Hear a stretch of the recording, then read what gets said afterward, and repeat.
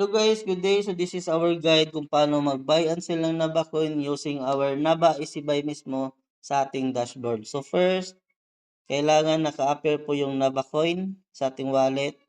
Kung hindi pa, punta po tayo sa pinakababa and then click po yung manage coin.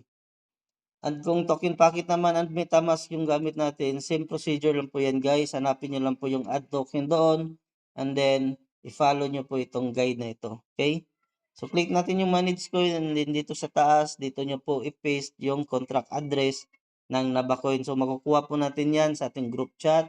Mag-chat lang po kayo doon and then hingiin nyo po yung contract address mismo ng Nabacoin para hindi po tayo mamali. Okay?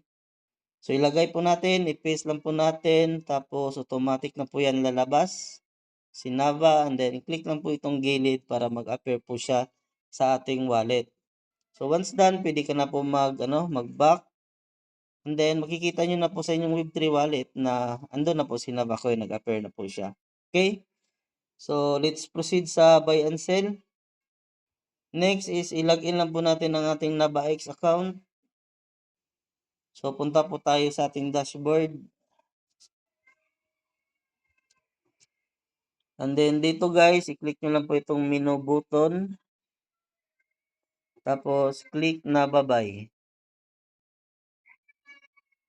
So ayan po yung itsura niya guys. And then kung gusto po natin yung transaction is mag-sell ng Navacoin, i-click nyo lang po itong select chain token. Tapos dito sa box, ilagay nyo lang po ulit yung contract address ng Navacoin.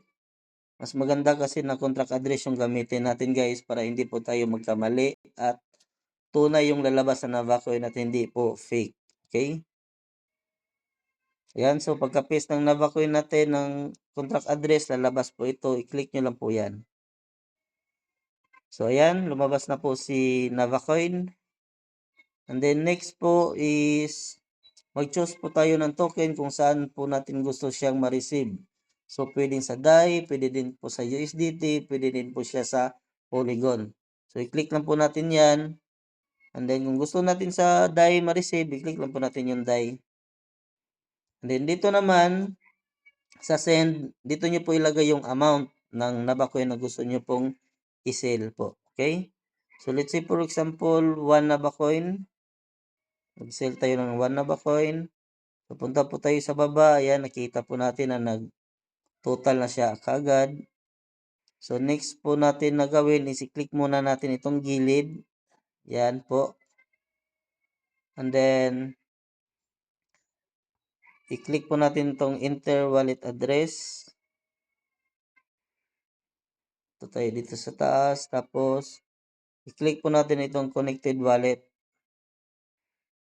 And then click po natin ito. Yan, para ma-settings po siya.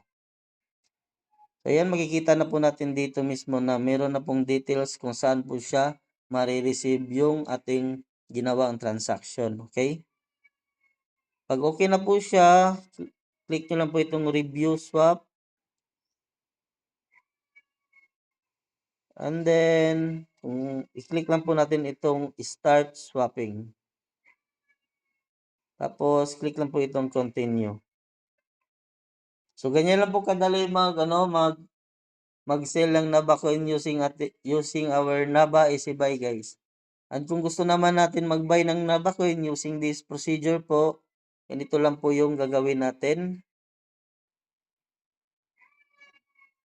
So dito makikita natin yung Nava is nasa taas. So pagpalitin lang po natin itong dalawa. So i-click natin itong arrow sa gitna. Yan, mapapansin nyo po yung DAI is nasa taas na, meaning meaning po niyan, yung DAI po natin is i-convert po natin sa Navacoin. So bibili po tayo ng Navacoin. Then dito po sa send, ilagay nyo lang po yung amount ng DAI na gusto nyo pong ma-convert to Navacoin. Yan, lagay natin $1. And then, always check this area kung meron na po siyang wallet na naka-appear. Kung wala pa, click nyo po yan. And then,